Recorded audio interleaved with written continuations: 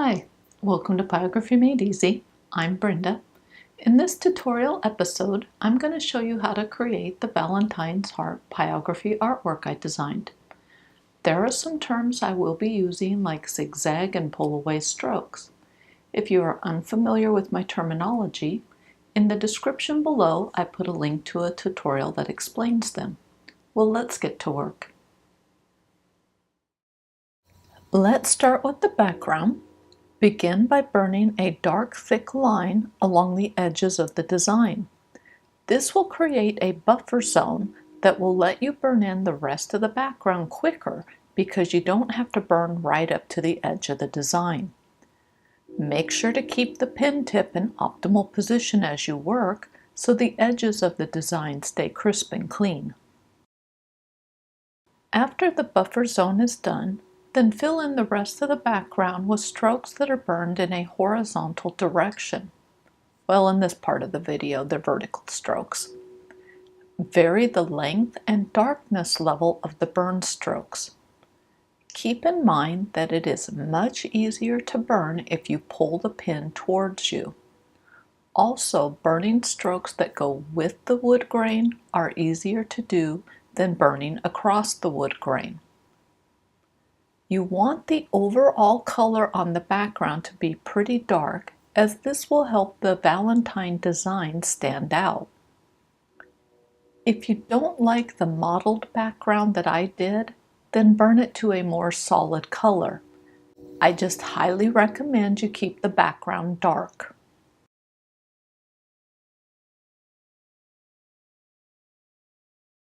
Burn in the center of the first comma spiral cluster. Then darkly burn along the edges of the commas. After the edges are burned, then fill in each comma to a brown color. Use gradient color to make one side of the commas darker than the other. Do the same steps for the other two clusters. This pattern is filled with many repeating designs, so in this case there are a total of 3 comma spiral clusters. I burned all of the clusters the same way. You can do the same thing, or you can burn each one differently. Now burn a thick, dark tan line around the outer edge of the spiral cluster frame. Then burn a thick, dark tan line around each comma. Lastly, lightly burn over the rest of the frame so that it is light tan in color. Of course, the same steps need to be done on the other 2 spiral cluster frames. Darkly burn along the outer edge of the heart frame. Rotate the wood as needed to keep the pen tip in optimal position as you work.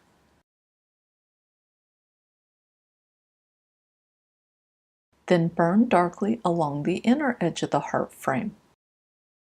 After the edges are done, then burn short pull-away strokes along the outer edge of the frame. Start the stroke on the outer edge and pull it towards the center of the frame.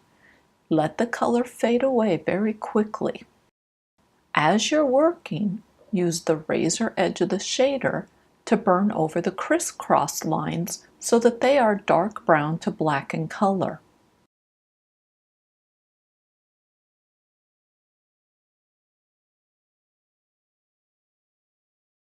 Lastly, burn really short dark tan pull-away strokes along the inner edge of the heart frame. Now keep in mind that you can do each step individually or work in sections of the heart and do all of the steps for that section before moving on to another spot. Either way, it will produce wonderful results. You just have to find what works best for you. There are 3 watermelons on the design, and I've already burned in the first 2. I'm just starting on the 3rd one. Begin by darkly burning along the inside edge of the rind. Then use a white charcoal pencil to draw highlights on the seeds. Next, burn darkly along the edges of each seed. Now burn short pull-away strokes along the rind. Lightly fill in the seeds, but avoid the charcoal marks. Finish burning the rind and erase the charcoal. Lastly, touch up any of the seeds to reduce the size of the highlight if needed. There are 2 dotted ribbons that weave in and out of the design. Each ribbon is composed of 3 segments. With the lower dotted ribbon, burn both ends of the rightmost segment to a tan color. Let the color fade near the center of this segment of ribbon. This will make the ribbon look bowed. Do the same thing for the center segment of the ribbon. As you can see, I am burning right over the dots. With the leftmost ribbon segment, burn both ends of it just like we did with the other 2 segments. So the ends are darker than the center, so it will look bowed. Make sure to keep the color or tan hue the same on all 3 pieces of ribbon. Burn the 3 segments of the upper dotted ribbon the same way that we did the lower dotted ribbon. So each segment you will burn the ends darker than the center so it will look bowed. Now we will burn in the dots on the ribbon. Again, we will work 1 segment of ribbon at a time. All of the dots that are to the left of the segment center should be burned so the left side is darker than the right. We are doing this to further the illusion of the ribbon bowing or being bent. The dots that are to the right of the segment center should be burned so that the right side is much darker than the left. Rotate the wood as needed to keep the pen tip in optimal position as you work. Note that I was rotating the board a lot, so I eliminated quite a bit of video as I didn't want to make you motion sick. I just wanted to explain why parts of the ribbon are suddenly burned in and I didn't show it. Next up are the curving bands. Begin by burning a dark line along the outer edge. Then burn short pull-away strokes along the edge. Start the stroke on the edge and pull it towards the center of the band. Stop near the halfway mark. Burn really short tan-colored pull-away strokes on the other edge of the band. Now burn in the other set of curving bands on the pattern.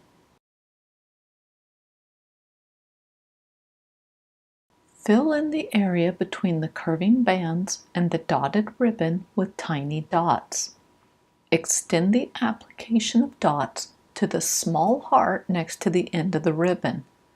I used a medium ball pen tip, but a writer pen tip can also be used for this step. Place more dots along the edges of the heart than are placed in the center, and this will help make the heart look rounded.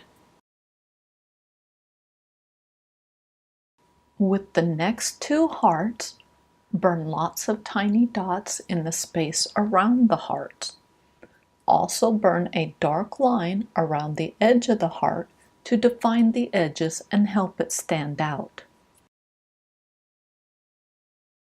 Use circular motion to fill the leaping dots with gradient color. Make the center the pelliced area on each leaping dot. Burn each dot individually. Make the base where the dots leap from much darker than the rounded bulb ends. After the leaping dots are burned in, then burn in the small space behind the dots. Burn the edges of the space to a dark brown or black color and leave the center a few shades lighter. Repeat these steps for the other set of leaping dots. I decided that the little hearts didn't stand out very well against the dotted space around them. To fix this, just burn around the edges of the heart so that they are dark brown to black in color, but let the color fade to brown in the center of the hearts. With the first set of leaves, darkly burn along the edges of each leaf. Then fill in each leaf with simple leather texture.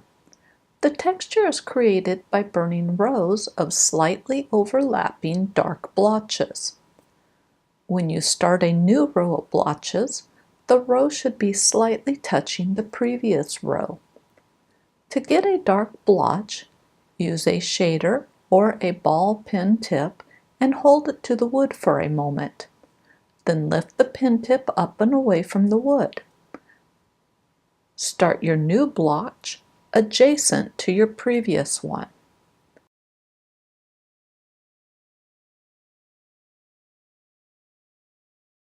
Do the same steps on the 6 other clusters of leaves.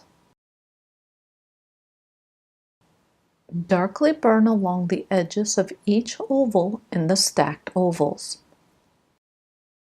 Then fill in each layer or oval with gradient color.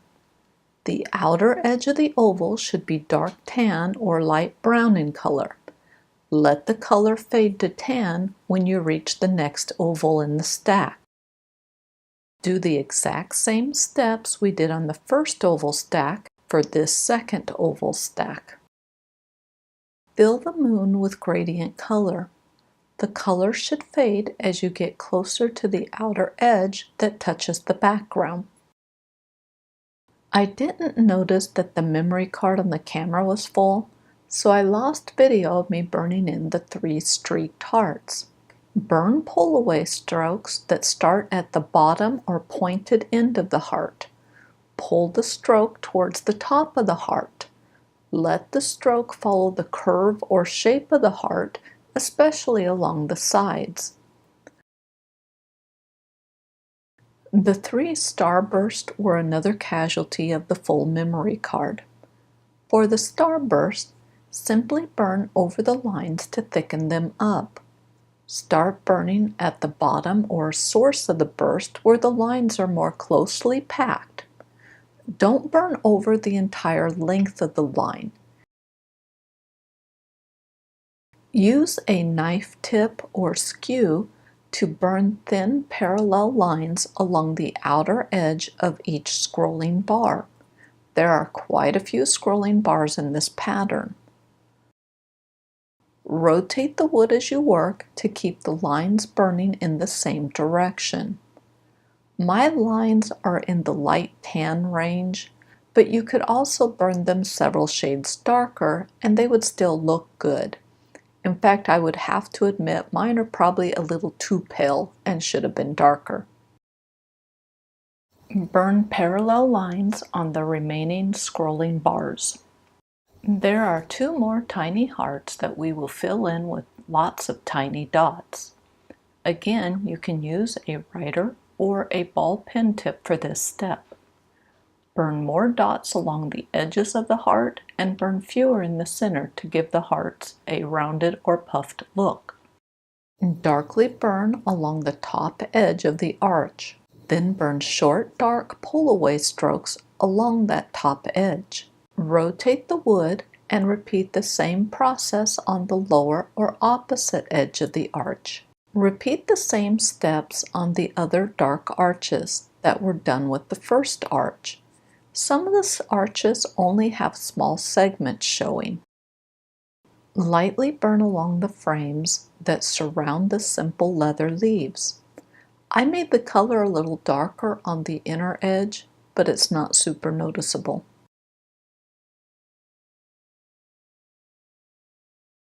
Use a writer pen tip on a low heat setting to emboss dots or divots into the wood. Press the tip firmly into the wood to create a deep divot. The low heat will help the pen tip penetrate the wood without adding color. Switch to a shader pen tip and burn over the embossed divots to reveal the design. Do the same steps with a couple of other areas in the design. I was using this texture to fill in some spots, but if you prefer to create a different look, then go for it and have fun. Burn a row of super dark small circles along the center of this little band. Use a shader to lightly burn in a couple of the empty areas nearby, and also burn over the little band with the small circles. With the cat eye or pointed oval, burn in the upper portion very dark and let the color fade as you get close to the outer edge that touches the background. Fill the rounded oval with gradient color that starts dark but fades as you near the outer edge next to the dark background. Burn in each roll with gradient color. The lower edge of each roll should be darker than the rounded top. Lightly burn over the commas along the top of the design. Lightly burn over the 2 commas by the cat eye, then use circular motion to burn an irregular line around the frame of the cat eye. Repeatedly burn over the area to build up the color and emphasize the irregular pattern. Darkly burn along the edges of the shepherd's hook. Leave the center several shades lighter than the sides. Next, fill in the center of each leaf attached to the shepherd's hook. Leave the edges of the leaves pale. Burn a thin line from the center down to where the leaf connects with the hook. Repeat this process on the other shepherd's hook and leaf designs on the pattern. Burn in this circle with gradient color. The color should be dark on the right side and fade a touch at the edges. Burn in the rolls so the bottom corners are darker than the rounded tops. There is a little comma nearby that needs color, so burn in the center of it and leave the edges a little paler. Finish the rolls. Then rotate the wood if needed to burn in the next row of rolls. Again, burn the bottom corners darker than the rounded tops. Next, we will burn in the 2 lotus flowers. Burn each petal individually and use gradient color that is darker at the base. Let the color fade as you near the petal edges. To make sure the little stamen are bright, use the tip of an X-Acto knife to scrape along the lines. Burn in the second lotus flower just like we did the first one. The last thing to burn in is the rope. Burn a dark line along the lower edge of one strand on the rope. Then fill in the strand with gradient color that is darkest along the lower edge and fades near the upper edge. Then repeat this process with the next strand on the rope. Work your way along the rope, burning one strand at a time. There is one other area that has rope in the design, so burn in that rope and you are done. That's it for this tutorial. In my next tutorial, I will explain how to create the cherub that I filled the heart with. If you don't want to do that, there are so many other options. Glue a picture onto the center of the heart, or turn the center into a small chalkboard and write sweet messages to your loved ones.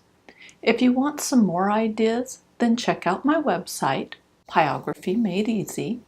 It has a written tutorial, a free pattern, and more ideas for embellishing this artwork. I put a link to that article in the description below. Thank you for watching my video, and see you next week.